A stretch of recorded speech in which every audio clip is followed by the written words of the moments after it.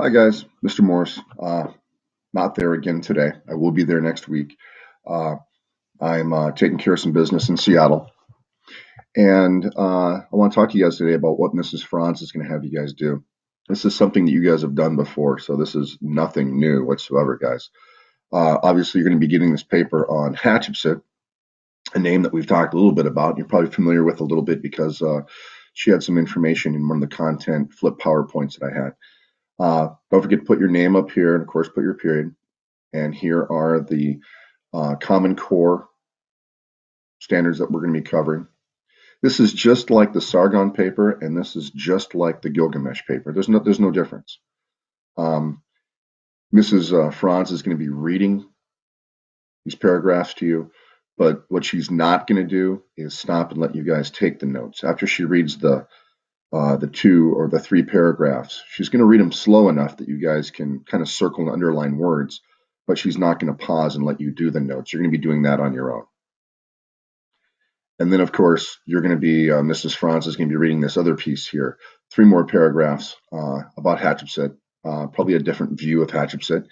And once again, she's going to read these paragraphs out loud, but again, she's not going to stop and let you guys take notes on them. You guys are going to be taking notes on yourself, by yourself. After you guys have gone through and taken your notes, I want you guys to go back and cite the article. And if you look right here where it says cite the article, well, this one's going to be Kevin Milmore, Hatshepsut the Female Pharaoh by Kevin Milmore for discoveringegypt.com. Okay. And then down below, what is the main point given of the article? Don't forget that is where you're going to write a 1-sentence summary of this entire article. 1 sentence. So after you've gone through it and you've made your notes off to the side and everything, you're going to say, this article is a summary of Hatshepsut and whatever the words you come up with, but it's a 1-sentence summary. And you don't have to worry about the 10 words or less here. You can take the handcuffs off. You can write as many words in this sentence as you want to. And then down here, if you remember, write the evidence that proves your above statement. Okay. This is where you're going to be putting your 3 10-word or less summary sentences. Okay. So we got a summary sentence here. We have a summary sentence here. We have a summary sentence here in your 10 words or less. This is where we write them. Summary sentence 1, summary sentence 2, summary sentence 3. You're going to go down here after you've read this article by Chip Brown, and you're going to do the same thing. The King Herself by Chip Brown, National Geographic.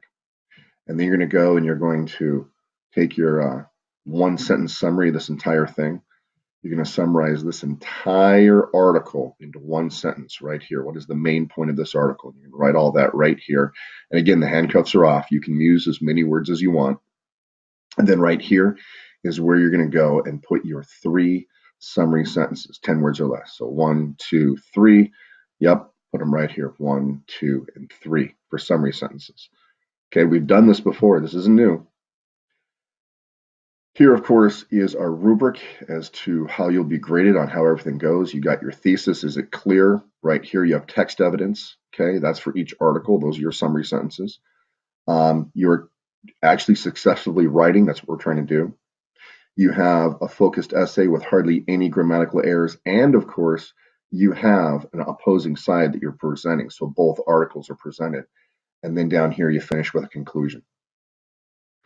Now, we've done this before. You have to come up with a strong thesis statement. We've been writing them all year long, folks. Give me a strong thesis statement about Hatshepsut that you've learned from the 2 articles you've read. Then right here, this is where you add the 2 summary sentences, the main points. Let me go back up here and show what I'm talking about, okay? You would add this part right here, and you would put this one right here, and you would add them both here. Main point number 1, summary. Main point number 2, summary. And then here, we put down Kevin Milmore. We put down the topic article. We cite it right here.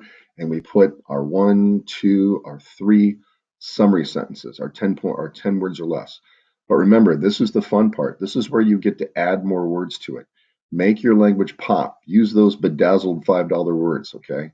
Do that all right here. Then right here, I want you to do the same thing with the article from Chip Brown. Put down The King Herself by Chip Brown, National Geographic. And then I want you to put down the 3 summary sentences. And again, handcuffs off, make it pop, make it great, use great words there. Then your opinion, right? In my opinion, Hatshepsut, and you go and write down your whole new thing that you've learned. What does Chip Brown say about Hatshepsut? What does Kevin Milmore say about Hatshepsut? Put it together in your new opinion, your new understanding of Hatshepsut. What have you learned about her? And then finally, your last sentence. In conclusion, I think that Hatshepsut what? But always remember, your opinion and your conclusion, your 4th paragraph here, has to agree with your thesis. So we have paragraph 1, we have paragraph 2, we have paragraph 3, and we have paragraph 4. After you've done this and you filled this in, you're done. You don't have to read them out loud or anything. We'll take care of that when I get back to class.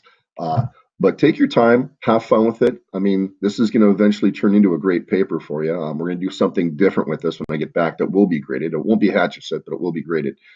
But use some great words. When we get back, we'll read them in class and talk about it. And of course, when you're all done, I want you to staple your paper together if you've torn it apart. I want you to turn it in to Mrs. Franz. And then you guys have the rest of the period to canvas or knock out some educannons, or if you already started on your research on your topic, start doing that. Okay? See you guys soon. Thanks for being awesome. Bye.